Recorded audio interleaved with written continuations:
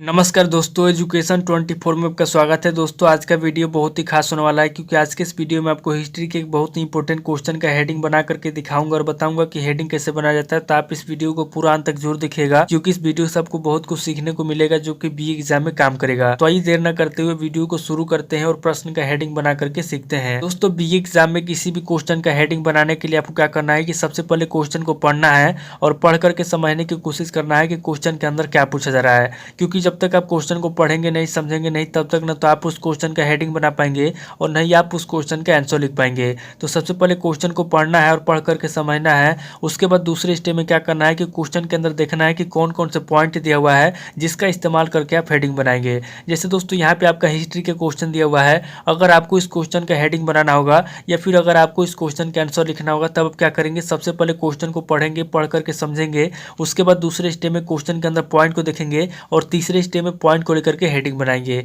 तो आइए दोस्तों बिना किसी देरी के हम लोग शुरू करते हैं और प्रश्न का हेडिंग बना करके देखते हैं। यहाँ पर दोस्तों आपका प्रश्न दिया हुआ है, चंद्रगुप्त मौर्य के प्रारंभिक जीवन तथा उसकी कीर्तियों का वर्णन कीजिए। क्या वह महान शासक था?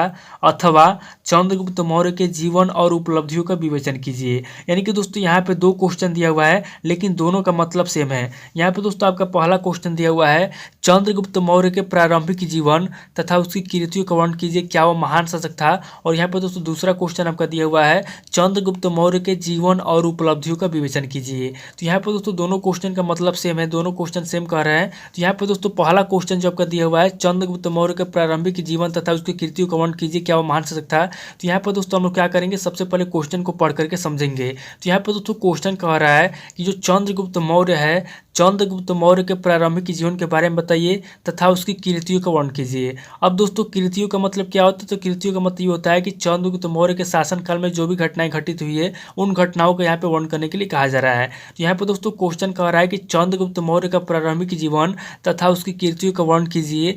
क्या वह महान शासक था?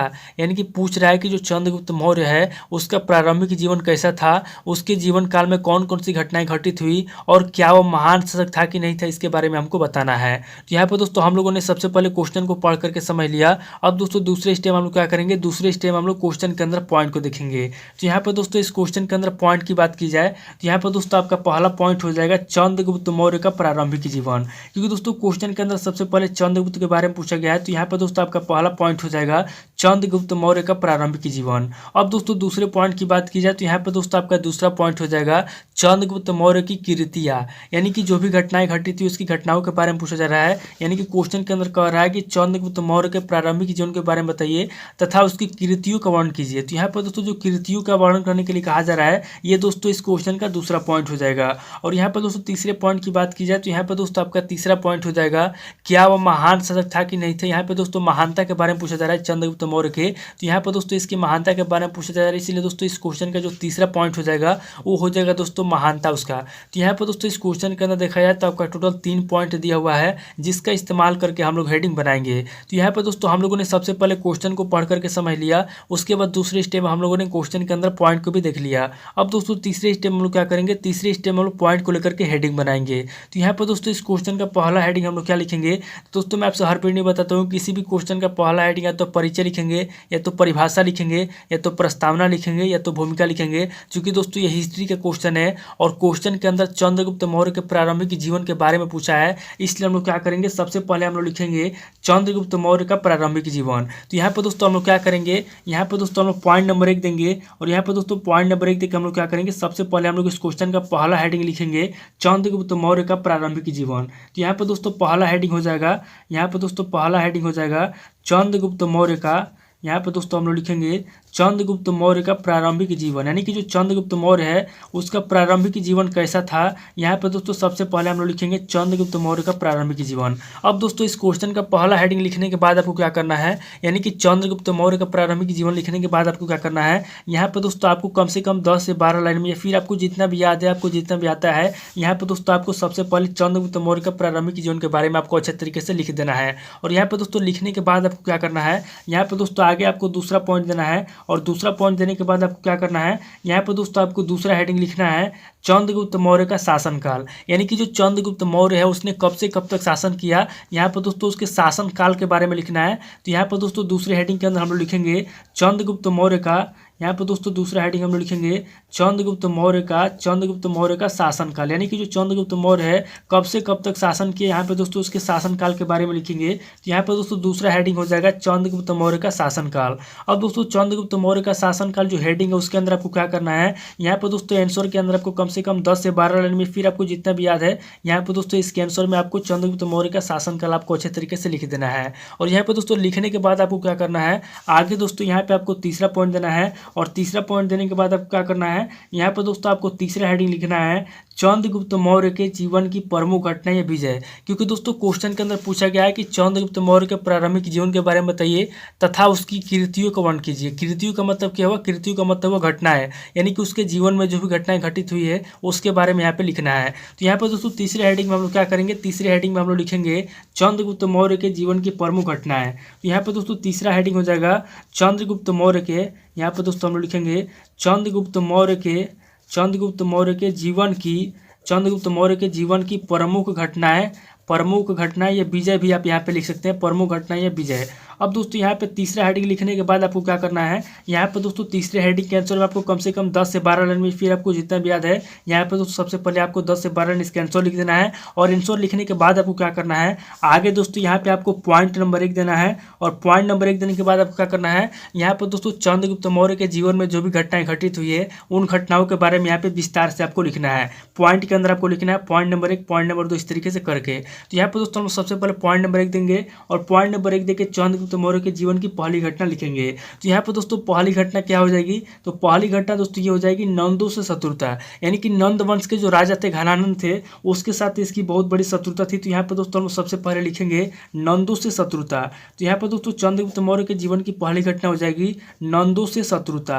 अब दोस्तों पहली घटना लिखने के बाद आपको क्या करना है, यहाँ पे दोस्तों पहले पॉइंट के आंसर में आपको कम से कम 8 से 10 लाइन में, फिर आपको जितना भी याद है, आपको जितना भी आता है, आपको जितना भी पता है, यहाँ पर दोस्तों आपको पहले पॉइंट के आंसर में आपको लिख देना है। और यहाँ पर दोस्तों पहले पॉइंट के आंसर में आपको लिखने के बाद क्या करना है, आगे दोस्तों यहाँ पे आपको दूसरा पॉइंट देना है, और दूसरा पॉइंट देने के बाद आपको क्या करना है, यहाँ पर दोस्तों चंद्रगुप्त मौर्य के जीवन की दूसरी घटनाएं लिखना है। तो यहाँ पर दोस्तों दूसरी घटना क्या हो जाएगी, दूसरी घटना हो जाएगी चाणक्य से संपर्क, यानी कि जो चाणक्य था उसके साथ इसने संपर्क किया। तो यहाँ पर दोस्तों दूसरी घटना हो जाएगी चाणक्य से, यहाँ पर दोस्तों हम लोग लिखेंगे चाणक्य से संपर्क, यानी कि जो चाणक्य पंडित था उसके साथ इसने संपर्क किया, यानी उसके साथ मिला, उसके साथ जो है कि इसने मिल करके उसने जो है कि योजना बनाई। तो यहाँ पर दोस्तों इसका दूसरा घटना हो जाएगा, चंद्रगुप्त मौर्य के जीवन की दूसरा घटना हो जाएगा चाणक्य से संपर्क।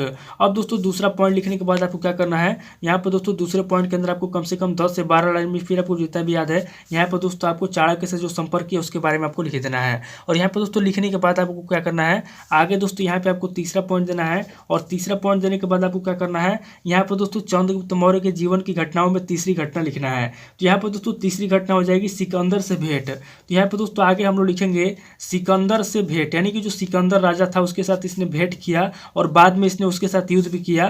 तो यहाँ पर दोस्तों इसकी तीसरी घटना हो जाएगी सिकंदर से भेंट। अब दोस्तों सिकंदर से भेंट करने के बाद आपको क्या करना है, यानी कि तीसरे पॉइंट के आंसर में क्या करना है, यहाँ पर दोस्तों आपको कम से कम 7 से 8 लाइन में, फिर आपको जितना भी याद है यहाँ पर दोस्तों आपको सिकंदर से भेंट वाले हेडिंग के आंसर में आपको लिख देना है। और यहाँ पर दोस्तों लिखने के बाद आपको क्या करना है, आगे दोस्तों यहाँ पे आपको चौथा पॉइंट देना है, और चौथा पॉइंट देने के बाद आपको क्या करना है, यहाँ पर दोस्तों चंद्रगुप्त मौर्य के जीवन की चौथी घटना लिखना है। तो यहाँ पर दोस्तों चौथी घटना हो जाएगी, बहुत बड़ी घटना हो जाएगी, उत्तरा पथ में विद्रोह, यानी कि उत्तर के जो भी राज्य थे उसने उसके साथ उसमें विद्रोह किया। तो यहाँ पर दोस्तों क्या हो जाएगा, इसकी चौथी घटना हो जाएगी उत्तरा पथ में विद्रोह। तो यहाँ पर दोस्तों हम लिखेंगे इसकी चौथी घटना उत्तरा पथ में विद्रोह, यानी कि उत्तर के जो भी राज्य थे उसके अंदर इसने विद्रोह किया, उसके अंदर इसने युद्ध किया। तो यहाँ पर दोस्तों इसकी चौथी घटना हो जाएगी उत्तरा पथ में विद्रोह। अब दोस्तों उत्तरा पथ में विद्रोह लिखने के बाद आपको क्या करना है, यहाँ पर दोस्तों चौथे पॉइंट के आंसर में आपको कम से कम 10 से 12 लाइन में, फिर आपको जितना भी पता है यहाँ पर दोस्तों आपको चौथे पॉइंट के आंसर में आपको लिख देना है। और यहाँ पर दोस्तों लिखने के बाद आगे आपको क्या करना है, यहाँ पर दोस्तों आगे आपको 5वां पॉइंट देना है,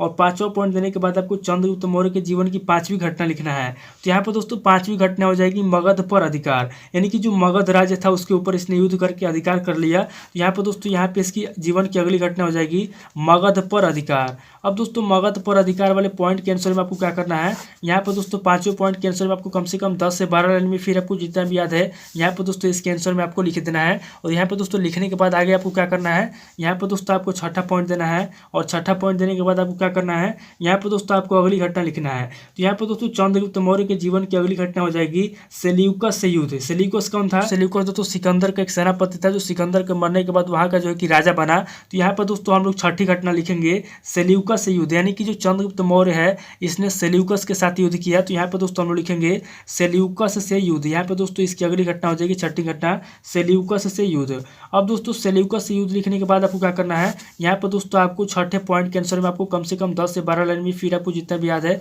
यहाँ पर दोस्तों सेल्यूकस से युद्ध वाले पॉइंट के आंसर में आपको लिख देना है। और यहाँ पर दोस्तों लिखने के बाद आगे आपको क्या करना है, यहाँ पर दोस्तों आपको 7वां पॉइंट देना है। और 7वां पॉइंट देने के बाद आपको क्या करना है, यहाँ पर दोस्तों चंद्रगुप्त मौर्य के जीवन की अगली घटना लिखना है। तो यहाँ पर दोस्तों चंद्रगुप्त मौर्य के जीवन की अगली घटना हो जाएगी पश्चिमी भारत की विजय, यानी कि जो भी पश्चिम भारत के जो भी राज्य थे उसके ऊपर इसने युद्ध करके विजय प्राप्त किया। तो यहाँ पर दोस्तों इसका 7वां जो है कि घटना हो जाएगी चंद्रगुप्त मौर्य के जीवन की 7वीं घटना हो जाएगी पश्चिमी भारत की विजय। तो यहाँ पर दोस्तों हम लोग लिखेंगे 7वें पॉइंट के अंदर पश्चिमी भारत की विजय, पश्चिमी भारत की विजय। अब दोस्तों पश्चिमी भारत की विजय पॉइंट वाले आंसर में आपको क्या करना है, यहाँ पर दोस्तों आपको कम से कम 12 से 14 लाइन में फिर आपको जितना भी याद है यहाँ पर दोस्तों आपको पश्चिमी भारत की विजय के बारे में आपको अच्छे तरीके से लिख देना है। और यहाँ पर दोस्तों लिखने के बाद आगे आपको क्या करना है, यहाँ पर दोस्तों आपको जो है कि 8वां पॉइंट देना है। और 8वां पॉइंट देने के बाद आपको क्या करना है, यहाँ पर दोस्तों आगे आपको चंद्रगुप्त मौर्य के जीवन की अगली घटना लिखना है। तो यहाँ पर दोस्तों चंद्रगुप्त मौर्य के जीवन की अगली घटना हो जाएगी दक्षिण विजय, यानी कि इसने सबसे पहले पश्चिम भारत पर विजय प्राप्त किया, उसके बाद इसने जो है कि दक्षिण के राज्यों पर भी विजय प्राप्त किया। तो यहाँ पर दोस्तों इसका अगली घटना हो जाएगी दक्षिण विजय। तो यहाँ पर दोस्तों हम लोग आगे लिखेंगे